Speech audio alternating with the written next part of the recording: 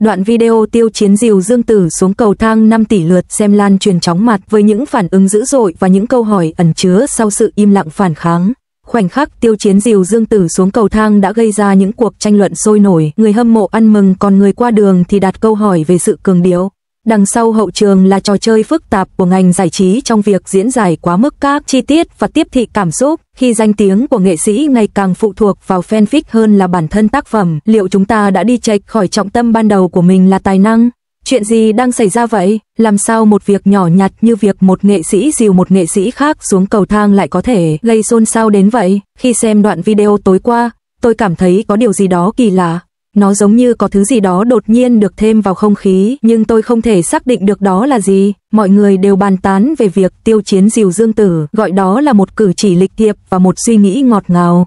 Người hâm mộ của cặp đôi này đã rất vui mừng, chia sẻ bài đăng khắp nơi và các bình luận tràn ngập thật ngọt ngào.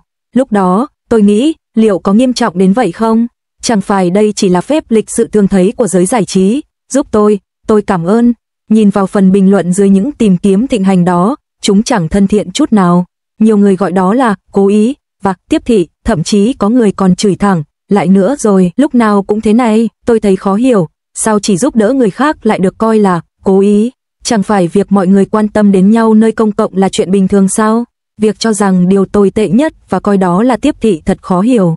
Hơn nữa, nếu xem kỹ video đó, bạn sẽ thấy đó chỉ là một khoảnh khắc thoáng qua. Có thể Dương Tử đã mất thăng bằng, hoặc bước chân hơi cao, nên Tiêu Chiến đã vô tình giúp cô ấy. Trong bối cảnh trực tiếp với nhiều người và ánh sáng chói chang như vậy, làm sao ai đó có thể đảm bảo rằng mọi động tác đều hoàn hảo và đáp ứng được kỳ vọng của mọi người? Kết quả là, khoảnh khắc đó đã bị phóng đại vô hạn và chịu đủ mọi cách diễn giải. Người hâm mộ cặp đôi này cho rằng đó là sự ngọt ngào, người ngoài cuộc lại cho rằng đó là sự cường điệu, và một số người như thể họ đã tìm thấy điều gì đó để bám víu, đang đặt câu hỏi về nó.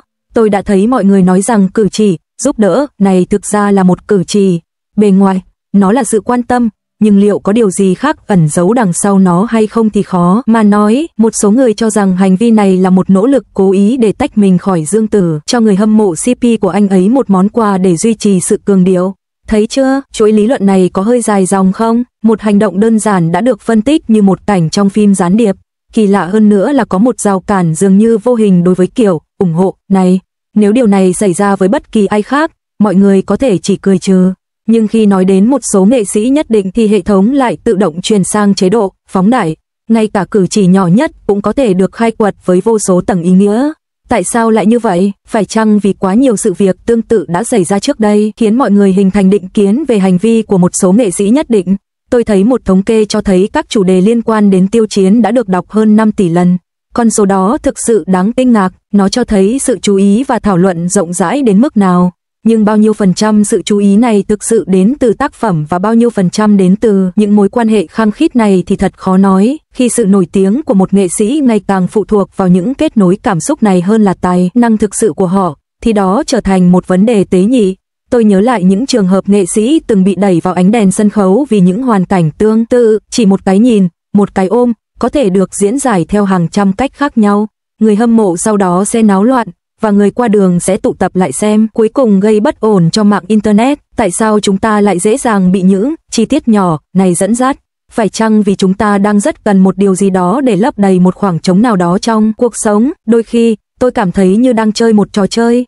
Mọi người đều cố gắng tìm kiếm điểm ngọt, những điểm nhấn, rồi kết hợp chúng lại để tạo nên câu chuyện mong muốn.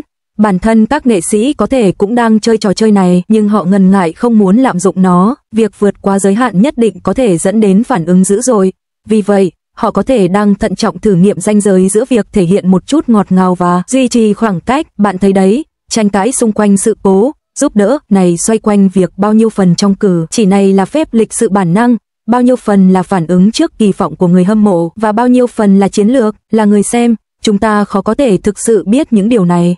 Chúng ta chỉ có thể quan sát kết quả và sau đó đưa ra giả định dựa trên kinh nghiệm và sở thích của riêng mình. Một số người nói rằng tất cả là do người hâm mộ CP quá khích. Những người khác nói rằng tất cả là do các chiến dịch tiếp thị đang thao túng tình hình. Một số khác lại nói rằng đó chỉ là những người không thích anh ấy đang soi mói. Bạn thấy đấy, mọi người đều đang tìm lý do và đổ lỗi. Nhưng dường như gốc rễ của vấn đề nằm ở nhiều yếu tố hơn là chỉ một yếu tố. Bộ phim truyền hình, xin hãy cho tôi thêm lời khuyên cho quãng đời còn lại. Với sự tham gia của Tiêu Chiến và Dương Tử gần đây đã kết thúc thành công tốt đẹp. Trên mạng xã hội, dàn diễn viên đã chia sẻ những trải nghiệm và góc nhìn sâu sắc của mình trong quá trình quay phim, thu hút sự chú ý rộng rãi.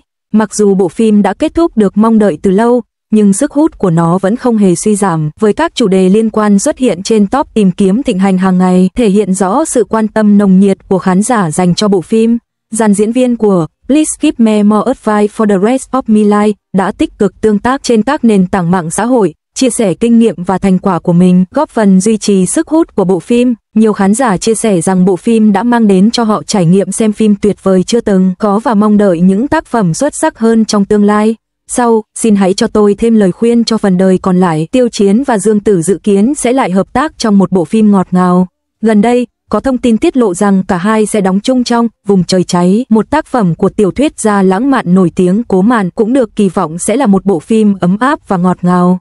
Cố Mạn là một cái tên quen thuộc, những năm gần đây, các tác phẩm của cô thường xuyên góp mặt trong những bộ phim tình cảm lãng mạn nổi tiếng của Trung Quốc, chẳng hạn như Yêu Âu Hai Âu, Chị Em Ngọt Ngào Của Tôi và Em Là Vinh Quang Của Anh. Tất cả đều được khán giả đón nhận nồng nhiệt. Phong cách viết của Cố Mạn chủ yếu tập trung vào chuyện tình ngọt ngào, hoàn toàn phù hợp với thị hiếu của khán giả nữ hiện nay, khiến mỗi tác phẩm của cô đều trở thành hit. Hôm qua tôi thấy một bình luận nói rằng, tôi chỉ muốn xem tác phẩm, không có gì khác quan trọng cả. Câu nói này thực sự chạm đến trái tim và khối óc của nhiều người. Tất cả chúng ta đều hy vọng rằng các nghệ sĩ có thể tự nói lên tiếng nói của mình thông qua tác phẩm, chứng minh bản thân qua màn trình diễn thay vì liên tục bị bủa vây bởi những lời đàm tiếu và những vướng mắc cảm xúc.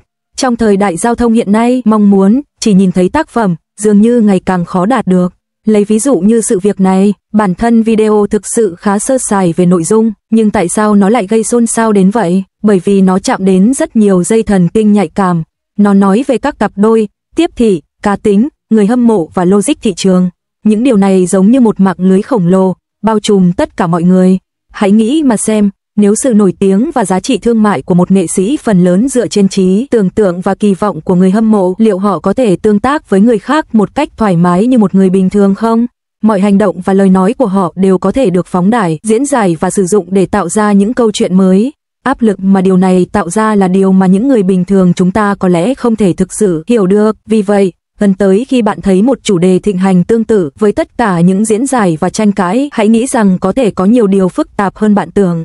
Chỉ riêng việc đi thang cuốn cũng có thể tạo ra rất nhiều kết nối, đó thực sự là một hiện tượng thú vị, phải không? Tôi thực sự muốn hỏi, khi trọng tâm của một ngành công nghiệp ngày càng rời xa bản thân công việc và trở nên ám ảnh với những trò chơi cảm xúc và mối quan hệ này, chúng ta còn có thể mong đợi điều gì khác?